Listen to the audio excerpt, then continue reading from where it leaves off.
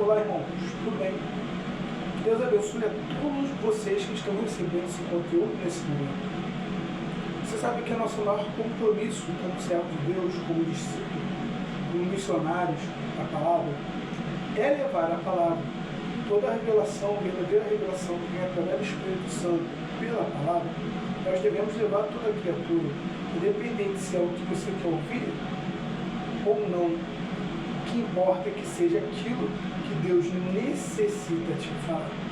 E nessa manhã, ainda fazendo parte do reestudo do Novo Testamento, já estou na quarta epístola, que é de João, o quarto evangelho do apóstolo João, no capítulo 10, no versículo 11, é onde Deus me chamou a atenção, me inspirou, palestrou comigo, estou aqui entendendo aquilo que ele palestrou comigo.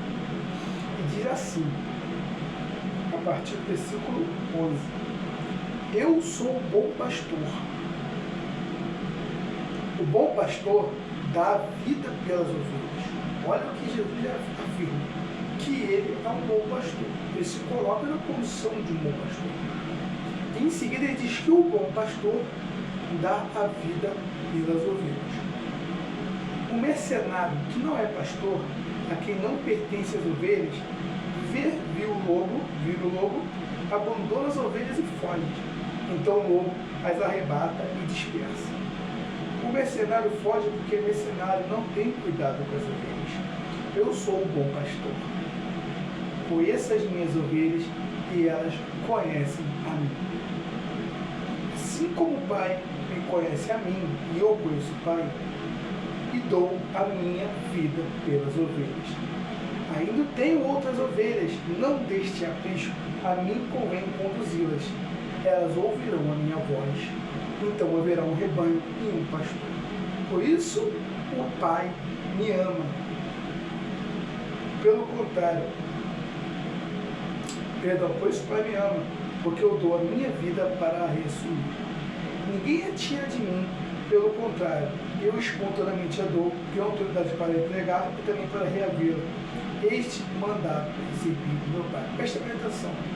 Por isso meu Pai me ama, porque eu dou a minha vida para a reassumir.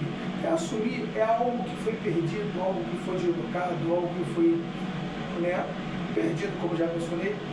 E ele dá a vida para reassumir. Significa aquelas ovelhas que foram perdidas. Tem as ovelhas que já estiveram no rebanho, mas estão perdidas, estão desalojadas. E ele dá a vida para reassumir essas ovelhas também.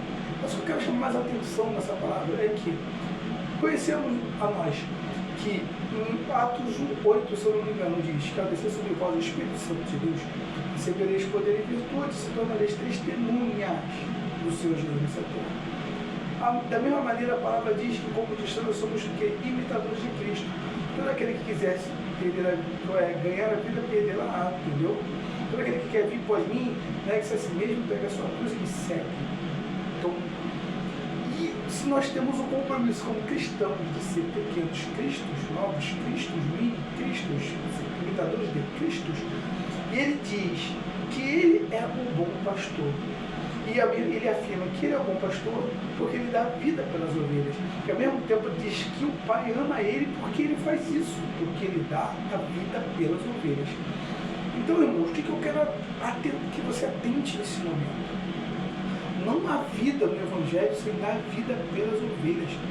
Não existe você receber o novo nascimento, ser batizado com o Espírito Santo e ficar sentado no banco da igreja, achando que é igual sabe a parábola dos talentos? Então, Deus está te dando um talento. Quando você se converte, quando você se entrega para Jesus, Deus está te dando um talento, que é o talento do Espírito Santo. Ali, os dons que estão adormecidos em você vão aflorar.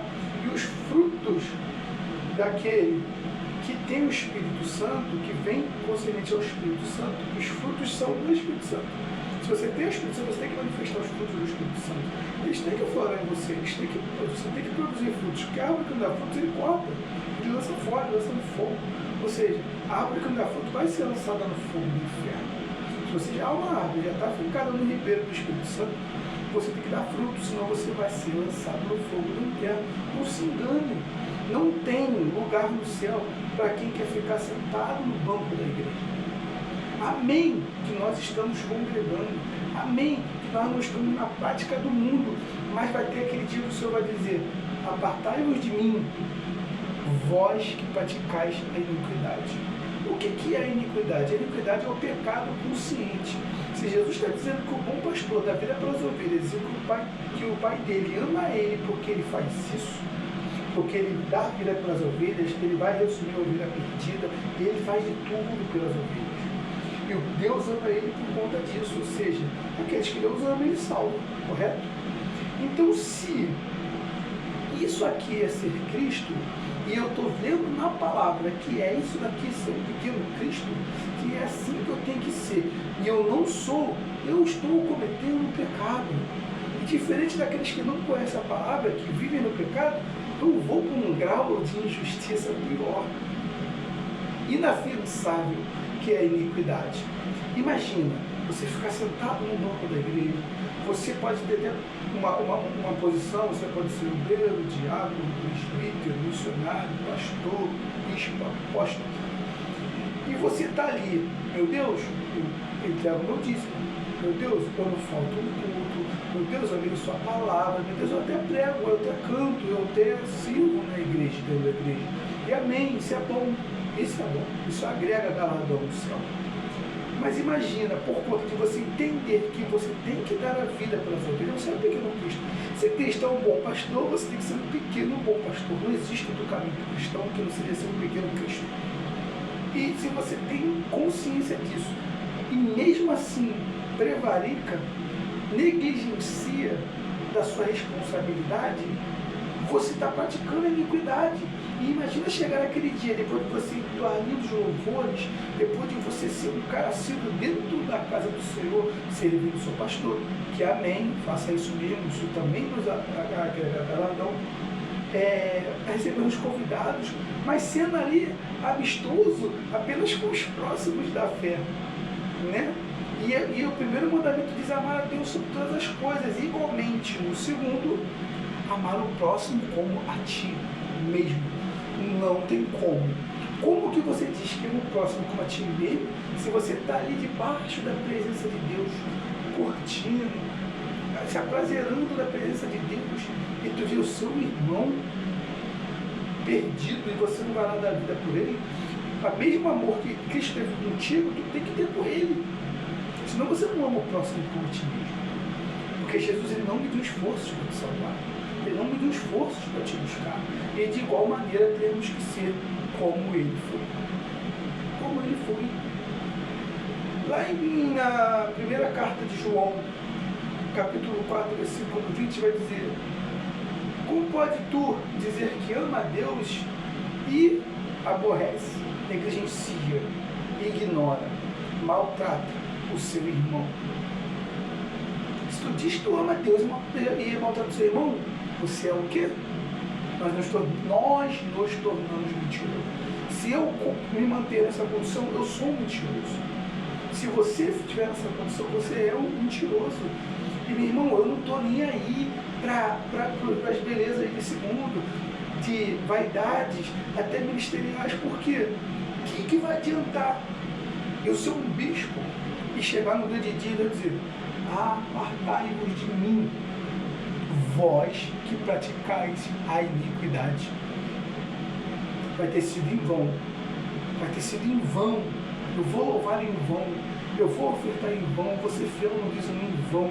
Vou até desfrutar do melhor desta terra, mas o melhor que Deus tem para mim, que é o reino celestial, que é o reino dos céus, eu não vou perder, porque eu não estou na condição de cidadão do céu. Porque é impossível você ter o Espírito Santo, o reino de Deus em você, você está dentro do reino de Deus, e você não amar o teu próximo. E se você não amar o teu próximo, você não vai entrar no reino dos céus. Eu espero que eu tenha te ajudado de alguma forma. Irmãos, Jesus está voltando. Não é tempo de curtir essa terra, de acumular riquezas nesse mundo. É tempo de acumular riquezas no céu. E a palavra de Deus diz que aquele que ganha uma alma encobre multidão de pecados. E pecadores seremos até a glória. Então, vamos ganhar alma, vamos fazer a obra, vamos ser pequenos Cristo. Que Deus abençoe a todos. Amém.